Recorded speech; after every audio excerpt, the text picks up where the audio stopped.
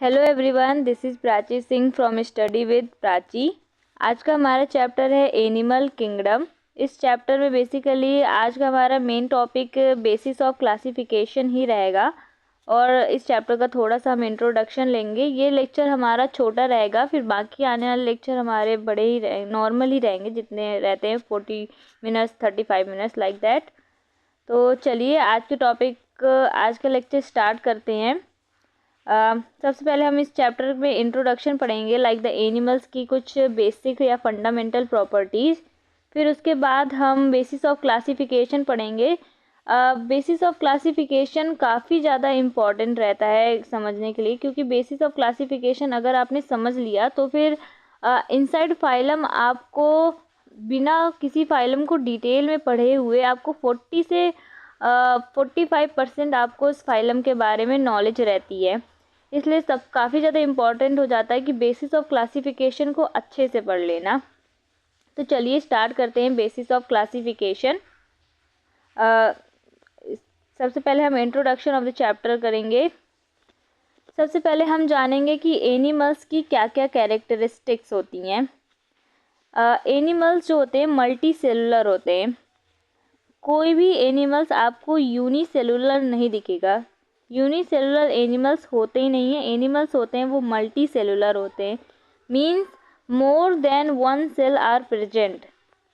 Heterotrophic होते हैं। Heterotrophic का मतलब होता है बेसिकली जो कि अपना फूड खुद से नहीं बना पाते। आप सोचेंगे हम तो अपना खाना खुद से ही बनाते हैं, लेकिन ऐसी बात नहीं है। रॉ मटेरियल लाइक द दाल चावल, ये सब जो रॉ मटेरियल होता है वो हम खुद से नहीं बना पाते हैं, वो हम प्लांट पे डिपेंड करते हैं कि प्लांट से हमें मिलेगा। बेसिकली हम हेट्रोट्रॉप्स होते हैं, do not make their own food. Holozoic mode of nutrition हमें देखने को मिलता है। होलोजोइक मोड ऑफ न्यूट्रिशन में बेसिकली पहले engulf and then digest and then excrete. Engulf मतलब पहले हम खाने को निगलते हैं, फिर उसके बाद उसका डाइजेशन होता है, फिर हम उसे बॉडी से एक्सक्रीट करते हैं लाइक द इंजेशन। पहले खाने को अंदर लेते हैं, डाइजेशन, फिर खाने का हम डाइजेशन करते हैं, एब्जॉर्प्शन, खाने से कुछ इंपॉर्टेंट चीज़ों को हम एब्जॉर्ब करते हैं, एसिमिलेशन। एसिमिलेशन मतलब होता है कि आपकी प्री एग्जिस्टिंग बॉडी सिस्टम में कोई नई चीज़ को हम एब्जॉर्ब कर रहे हैं, उसे कहेंगे हम एसिमिलेशन। तो एसिमिलेशन करते हैं, फिर हम इजेशन कर देते हैं like exit of the waste material. Waste material को एग्जिट कर देते हैं। तो ये कुछ स्टेप होते हैं हमारे अंदर। फिर हम लोकोमोशन भी करते हैं लाइक हमने लोकोमोशन वाले चैप्टर में देखा।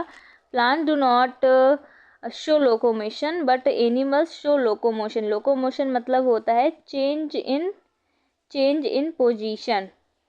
तो हम टाइम के साथ अपनी पोजीशन में चेंजेस भी लाते हैं, तो हम कहते हैं कि हम लोकोमोशन भी करते हैं। हम ग्रोथ भी करते हैं टाइम से। जब आप छोटे रहे होंगे तब आपकी हाइट छोटी होगी, फिर टाइम के साथ ही आपकी हाइट भी बढ़ रही होगी up to a limited time. तो हमारी ग्रोथ भी होती है और हम रिप्रोडक्शन भी करते हैं। ये कुछ फंडामेंटल कैरेक्टरिस्टिक्स हैं एनिमल्स के, जो कि आपको लगभग सारे ऑर्गेनिज्म में देखने को मिलेगा, सारे एनिमल्स में। चलिए अब यहाँ पे हम फाइलम्स के बारे में जान लेते हैं कि हमारे इस चैप्टर एनिमल किंगडम में कितनी फाइलम्स होती हैं। उनका एक बार उनके नेम को गो थ्रू हो जाते हैं ताकि हमें उनका नेम याद हो जाए। तो पहला नेम है पॉरीफेरा, जिसे हम कॉमनली स्पंज कहते हैं। फिर है सीलेंट्रेटा, जिसे हम कॉमनली निडेरिया भी कहते हैं। और फिर है Ctenophora, Platyhelminthes, Aschelminthes, Annelida, arthropoda, Mollusca, Echinodermata, Hemichordata and the last and the complex is Chordata. तो काफ़ी सारे लोग इसमें ट्रिक बनाते हैं याद करने के लिए, लेकिन ऑफ कोर्स कितनी सारी ट्रिक्स बनाएंगे। अभी काफ़ी सारे आपको एग्जांपल दिखेंगे, एग्जांपल्स के फिर आपको कॉमन नेम दिखेंगे, उनमें भी काफ़ी सारी ट्रिक, तो उसमें तो काफ़ी सारी ट्रिक लगेंगी। लेकिन अगर मैं बात करूँ इन फाइलम को याद करना, तो फिर ये फाइलम को याद करना बहुत ही आसान है। 3-4 बार आप कॉपी में लिखिए, आपको आसानी से याद हो जाएगा। लाइक मैं एक और बार फिर से वापस से बोल देती हूँ, आप भी उसको अपने मन में रिपीट कीजिए। Porifera, Coelenterata, Ctenophora, Platyhelminthes, Aschelminthes, Annelida, arthropoda, Mollusca, Echinodermata, Hemichordata and the Chordata. तो यहाँ पे ये कुछ 11 फाइलम्स है। तो यहाँ पर क्या लिखा है कि एनिमल किंगडम मेटाजोआ होते हैं। मेटाजोआ मतलब मल्टी सेलुलर। अगर मैं बात करूँ एनिमल किंगडम की, तो ये जो होते हैं वो मेटाजोआ होते हैं। मेटाजोआ मतलब होता है multicellular organism are present in the kingdom animalia. Metazoa के भी दो पार्ट होते हैं। पहला है सब किंगडम में पैराजोआ, फिर दूसरा है सब किंगडम में यू मेटाजोआ। अगर मैं पैराजोआ की बात करूँ तो पैराजोआ में केवल फाइलम पोरीफेरा बिलोंग करता है। ऐसा क्यों? क्योंकि पैराजोआ में वही ऑर्गेनिज्म बिलोंग करते हैं जो कि मल्टी सेलुलर तो हैं, लेकिन उनमें कोई टिश्यू या फिर किसी ऑर्गन का फॉर्मेशन नहीं होता है। अभी हम आगे भी पढ़ेंगे कि पोरीफेरा केवल सेलुलर लेवल ऑफ ऑर्गेनाइजेशन देता है। मल्टी सेलुलर तो है, लेकिन वो उसके सेल एक साथ मिलके टिश्यू का फॉर्मेशन नहीं करते हैं। ये एक लूज फॉर्म में अरेंज रहते हैं बॉडी के अंदर in case of phylum Porifera. दूसरे सब किंगडम की बात की जाए, जैसे कि यू मेटाजोआ में क्या होता है, मल्टी सेलुलर होते हैं और टिश्यू और ऑर्गन का फॉर्मेशन करते हैं। All phylum except Porifera. Eumetazoa में सभी फाइलम होते हैं। लाइक मैं बात करूँ Coelenterata, Ctenophora, Platyhelminthes, Aschelminthes, Annelida, arthropoda, Mollusca, Echinodermata, Hemichordata and the Chordata. तो ये जो सभी फाइलम्स है वो प्रेजेंट रहते हैं यू मेटाजोआ में, लेकिन एक्सेप्ट पोरीफेरा, क्योंकि पोरीफेरा में तो हमने अभी जाना कि सेलुलर लेवल ऑफ ऑर्गेनाइजेशन देखने को मिलता है हमें पोरीफेरा में। यहाँ पे टिश्यू का फॉर्मेशन या ऑर्गन का फॉर्मेशन नहीं होता है। लेकिन यू मेटाजोआ वो उन कैटेगरी को अपने अंदर लेती है जो कि टिश्यू का फॉर्मेशन कर रहे हो और ऑर्गन का फॉर्मेशन कर रहे हो। इसलिए except porifera all the phylums are belongs to sub kingdom eumetazoa. ये चीज़ आप समझ गए होंगे। तो चलिए हम बेसिस ऑफ क्लासिफिकेशन अपना स्टार्ट करते हैं। बेसिस ऑफ क्लासिफिकेशन में फर्स्ट हम स्टार्ट करेंगे level of organisation. Level of organisation मतलब कि हम जानेंगे यहाँ पे कि ऑर्गेनिज्म में किस लेवल का ऑर्गेनाइजेशन है, मतलब सेलुलर लेवल ऑर्गेनाइजेशन है कि टिश्यू लेवल ऑर्गेनाइजेशन है कि ऑर्गन है कि ऑर्गन सिस्टम है, ये हम जानेंगे। तो फिर इसके लिए हम एक काम करते हैं,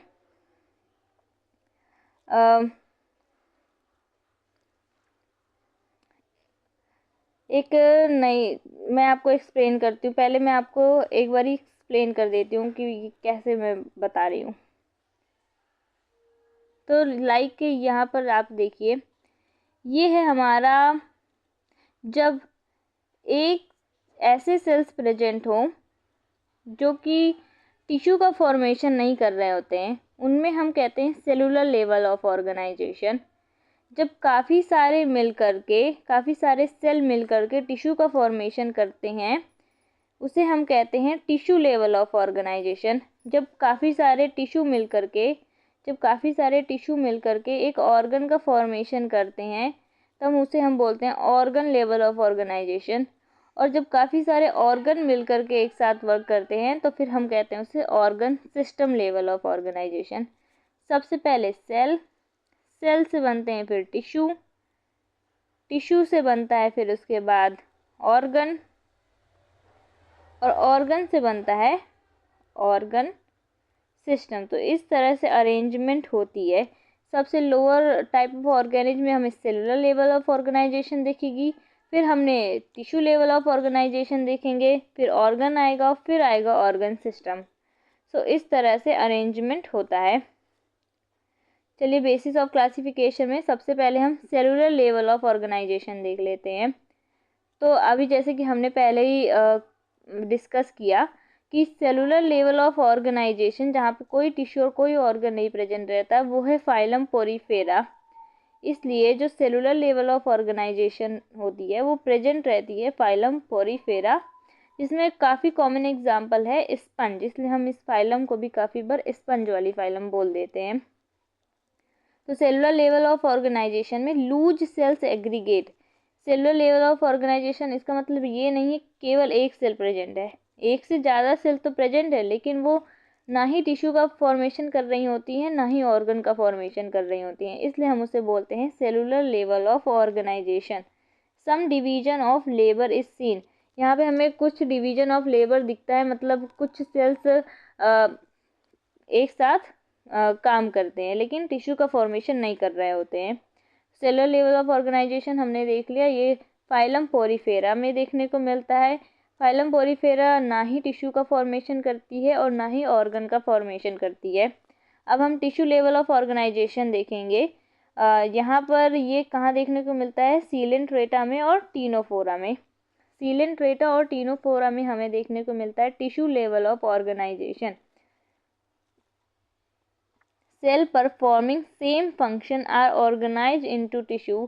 Arrangement of cell is complex than cellular level of organization. तो यहाँ पर टिश्यू लेवल ऑफ ऑर्गेनाइजेशन में क्या कहा गया है कि ये जो सेल्स अलग अलग प्रेजेंट थे पोरीफेरा में, अब ये सेलों ने एक साथ एग्रीगेशन बना लिए, एक साथ आ गए हैं ये लोग और किसी एक फंक्शन को ये लोग परफॉर्म कर रहे हैं, इसीलिए यहाँ पर हमें टिश्यू लेवल ऑफ ऑर्गेनाइजेशन दिख रहा होता है। जब काफ़ी सारे सेल मिल करके टिश्यू का फॉर्मेशन करते हैं, वो काफ़ी सारे सेल मिल करके एक फंक्शन को करते हैं, तो फिर उसे हम बोलते हैं टिश्यू लेवल ऑफ ऑर्गेनाइजेशन। जैसे कि यहाँ पर लिखा है cell performing same functions are organise into tissue. ऐसे सेल जो कि एक ही फंक्शन को कर रहे होते हैं वो बनाते हैं tissue. Arrangement of cell is more complex than cellular level. ये तो हमें दिख ही रहा है कि सेलुलर लेवल से इससे ये ज़्यादा कॉम्प्लेक्स है, क्योंकि इसमें तो कोई टिश्यू का फॉर्मेशन नहीं होता बट इसमें टिश्यू का फॉर्मेशन है। तो ये टिश्यू लेवल ऑफ ऑर्गेनाइजेशन हमें देखने को मिलता है सीलेंट्रेटा और टीनोफोरा में। अब हम देखेंगे organ level of organization. Organ level of organisation हमें देखने को मिलता है Platyhelminthes, the only phylums where we found organ level of organization. ये काफ़ी ज़्यादा इम्पॉर्टेंट है, इसे आप ज़रूरी याद करिएगा।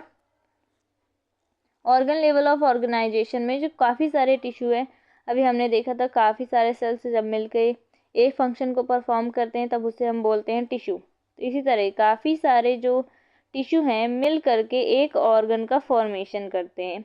ये एक तरह के टिश्यू हैं, ये एक तरह के टिश्यू हैं, ये एक तरह के टिश्यू हैं, ये तीनों ही मिलके एक ऑर्गन का फॉर्मेशन करते हैं। ये हम देखने को मिलता है इस तरह का हमें प्लैटीहेलमिन्थेसिस में। अगर मैं बात करूँ organ system level of organisation, तो यहाँ पे अलग अलग organs associated to form functional system. यहाँ पे एक से ज़्यादा ऑर्गन एक दूसरे के साथ पूरा ऑर्गन सिस्टम बनाते हैं। लाइक हमारा रेस्पिरेटरी सिस्टम, यहाँ पे लंग भी वर्क कर रहे हैं, यहाँ पे नॉस्ट्रल्स भी वर्क कर रही हैं, यहाँ पे फेरिंग्स, लैरिंग्स, ट्रेकिया, ब्रोंकाई, एल्वलाई, ये सब वर्क कर रहे हैं और फिर पूरा रेस्पिरेटरी सिस्टम बनाते हैं। इसे ही हम कहते हैं ऑर्गन सिस्टम। ये organ system level of organisation हमें एस्केलमेंथिस से कॉर्डेटा तक में दिखते हैं। Like aschelminthes, annelida, arthropoda, Mollusca, Echinodermata, hemichordata और फिर कॉर्डेटा तक, इतने फाइलम में हमें देखने को मिलता है organ system level of organisation. तो आपने ऑब्जर्व किया होगा जैसे जैसे हम पहली फाइलम से लास्ट तक की फाइलम पे जा रहे हैं, यहाँ पे हमें कॉम्प्लेक्सिटी दिखती जा रही है। यहाँ पे काफ़ी सारी नई चीज़ें ऐड होती जा रही हैं, मॉडर्न होती जा रही हैं चीज़ें। जैसे कि पोरीफेरा में तो बस सेलुलर लेवल ऑफ ऑर्गेनाइजेशन था, यहाँ पर तो कोई टिश्यू नहीं बने थे। बट अगर मैं बात करूँ पोरीफेरा के बाद सीलेंट्रेटा और टीनोफोरा में, इन दोनों में ही टिश्यू लेवल ऑफ ऑर्गेनाइजेशन था। फिर उसके बाद प्लैटीहेलमिन्थेसिस, उसमें ऑर्गन बन चुके थे, और फिर एस्केलमेंथिस से कॉर्डेटा तक उनमें ऑर्गन सिस्टम पूरे से बन चुके थे। तो ये हमें देखने को मिला सेलुलर लेवल ऑफ ऑर्गेनाइजेशन। यहाँ पे हमें देखने को मिला लेवल ऑफ ऑर्गेनाइजेशन में। तो आज का लेक्चर हम इतना ही रखेंगे, फिर मैं आपको नेक्स्ट लेक्चर में इसके आगे पढ़ाऊँगी। अभी भी काफ़ी सारे बेसिस ऑफ क्लासिफिकेशन बाकी हैं, like body plan, symmetry, coelom, germ layer, notochord, इस तरह के अभी काफ़ी सारे बेसिस ऑफ क्लासिफिकेशन पेंडिंग है। तो उसे हम नेक्स्ट लेक्चर में डिस्कस करेंगे। और ये आपको ये वाला लेक्चर कैसा लगा बताइएगा कमेंट पे। Thank you so much for seeing this lecture. Thank you so much.